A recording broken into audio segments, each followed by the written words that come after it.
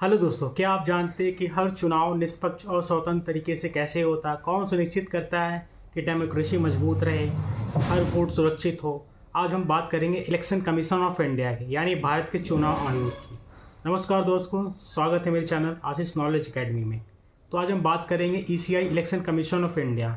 ये भारत में फ्री और फेयर इलेक्शन की सबसे बड़ी अथॉरिटी है। यह आयोग चुनाव प्रक्रिया निष्पक्षता सुनिश्चित करता और लोकतंत्र के रीक भी माना जाता है।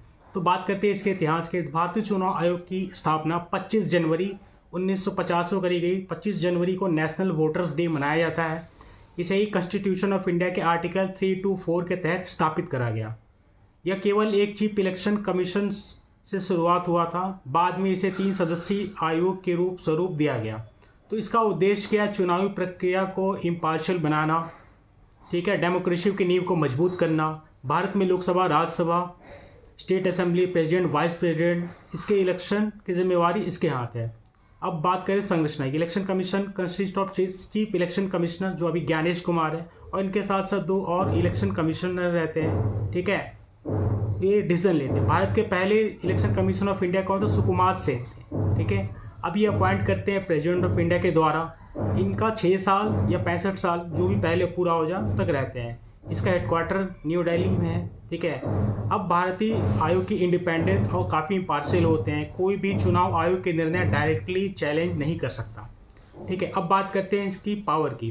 तो इलेक्शन कमीशन इंडिया आर्टिकल 324 के तहत आती है, ठीक है। हम लोग जो वोट देते हैं आर्टिकल 326 के तहत आता है। हर नागरिक 18 साल हो जाने पे वोट देते हैं। इलेक्शन की सुपरिटेंडेंस को कंट्रोल करना, तो इसकी पावर क्या है? सबसे पहले इलेक्शन की सुपरिटेंडेंस को कंट्रोल करना। सभी पार्लियामेंट्री और असेंबली इलेक्शन, प्रेसिडेंट और वाइस प्रेसिडेंट की इलेक्शन, इन सबको कंडक्ट कराता है।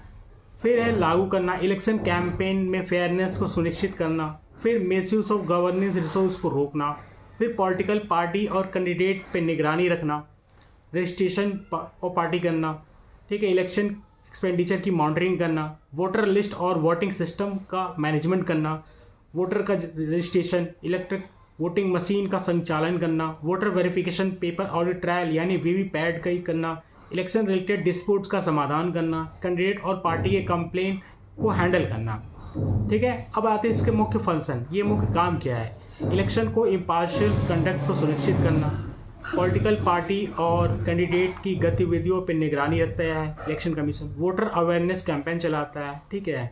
पोलिंग प्रोसेस में ट्रांसपेरेंसी बनाए रखता है, टेक्नोलॉजी के माध्यम से इलेक्शन को सुधारता है। अब इसके स्पेशल इनिशिएटिव क्या है? तो accessibility voting for senior citizen और डिफरेंट एबल वोटर के लिए